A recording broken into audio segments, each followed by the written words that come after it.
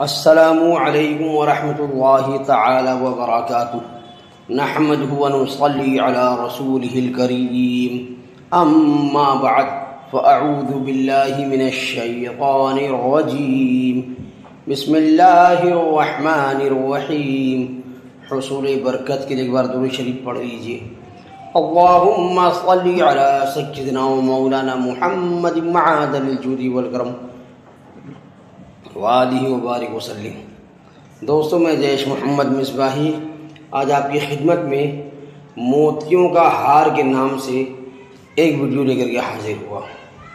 سامعین اکرام، ایک خراسانی شخص تھا، وہ حج کے لیے گھر سے نکلا تو شہر بغداد میں پہنچا اور اپنا ایک قیمتی موتیوں کا ہار جس کی قیمت 1000 دینار تھی بغداد میں بیچنا چاہا، مگر ہار بک نہ سکا۔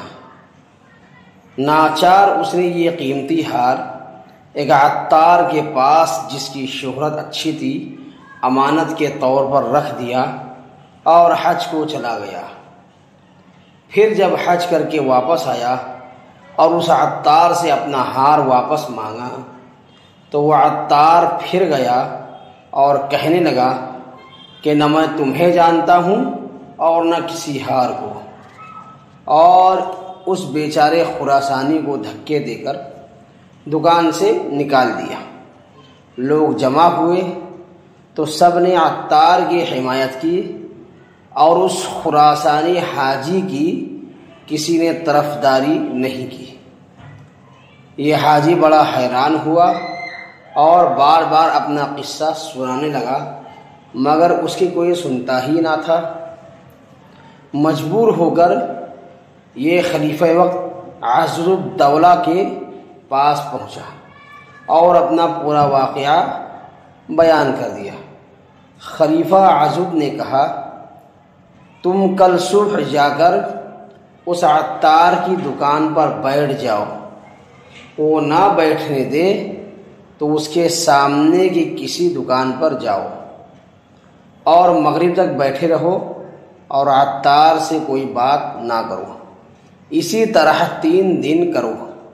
چوتھے دن ہم وہاں سے گزریں گے اور کھڑے ہو کر تم سے السلام علیکم کہیں گے، تم کھڑے نہ ہونا اور وعلیکم السلام کے سوا کوئی اور لفظ نہ کہنا، اور جو سوال میں کروں صرف اسی کا جواب دینا اور کچھ نہ کہنا، اور پھر ہماری واپسی کے بعد تم اس عطار سے ہار کا قصہ چھیڑ دینا، پھر جو کچھ وہ جواب دے ہمیں اس کی اطلاع کرنا، اور اگر ہار واپس کر دے تو میرے پاس لے آنا۔ چنانچہ اس پروگرام کے مطابق وہ خراسانی حاجی دوسری صبح کو اس عطار کی دکان پر بیٹھنے کے لیے پہنچا تو اس نے بیٹھنے نہ دیا، تو وہ حاجی سامنے کی ایک دکان پر بیٹھ گیا اور 3 دن تک وہیں بیٹھتا رہا۔ جب چوتھا دن ہوا تو خلیفہ عضد الدولہ ایک شاندار جلوس کے ساتھ ادھر آئے، اور جب اس خراسانی کو دیکھا تو وہیں کھڑے ہو گئے اور السلام علیکم کہا۔ اس نے اپنی جگہ پر ہی بیٹھے ہوئے وعلیکم السلام کہا۔ خلیفہ نے کہا، بھائی صاحب، آپ یہاں تشریف لائے ہیں مگر ہم سے ملاقات نہیں کرتے اور نہ ہی کوئی خدمت ہمارے سپرد کرتے ہیں۔ اس نے کوئی بات نہ کی اور معمولی طور پر ہاں ہوں کر کے جواب دے دیا۔ خلیفہ عضد اس سے بار بار اصرار کرتے رہے اور کھڑے رہے، اور خلیفہ کی وجہ سے پورا لشکر بھی خلیفہ کے ساتھ اس حاجی کے سامنے کھڑا رہا۔ اس بات سے لوگوں کو یقین ہو گیا کہ یہ شخص خلیفہ عضد کا کوئی بڑا محترم و مکرم دوست اور عزیز ہے۔ ادھر عطار نے جب یہ نظارہ دیکھا تو اس پر خوف کے مارے غشی طاری ہونے لگی، اور اس نے گمان کیا کہ اس خراسانی نے خلیفہ عضو الدولہ کو ابھی ہار کا قصہ بتایا نہیں ہے، اگر اس نے بتا دیا تو خدا جانے میرا کیا حشر ہوگا اور میری کیا حالت ہوگی۔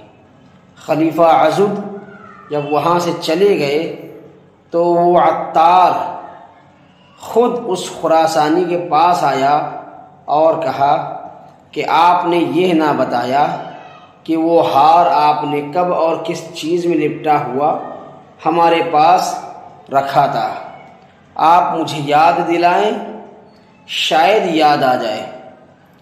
اس خراسانی حاجی نے سب کچھ بتایا تو اس عطار نے ادھر ادھر ہاتھ مارنے کے بعد ایک تھیلا الٹا جس میں سے ہار گرا تو کہنے لگا کہ میں اصل میں بھول ہی گیا تھا، شکر ہے کہ آپ کا ہار مل گیا، یہ لیجیے اپنا ہار۔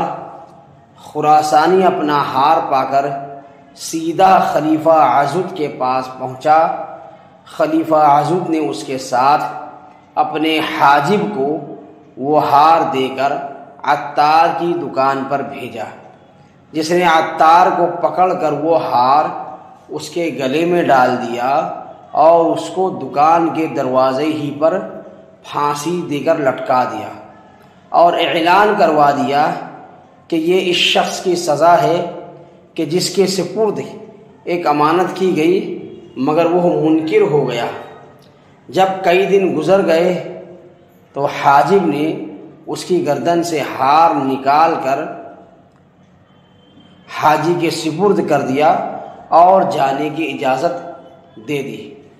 تو سامعین کرام، واقعہ مکمل ہوا، لیکن اس واقعے سے ہمیں سبق کیا حاصل ہوتا ہے؟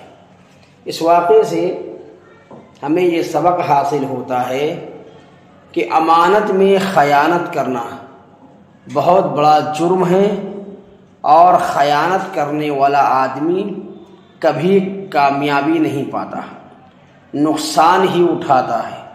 اور یہ بھی معلوم ہوا کہ پہلے بادشاہ مجرموں کو ٹھکانے پہنچانے کے لیے خداداد فراست سے عجیب عجیب طریقوں سے مجرموں کو پکڑ لیتے تھے۔ تو سامعین اکرام، آج کی میری ویڈیو یہیں پر مکمل ہوتی ہے۔ انشاءاللہ العزیز اگلی ویڈیو میں پھر آپ میری آواز سنیں گے۔ السلام علیکم ورحمۃ اللہ تعالی وبرکاتہ۔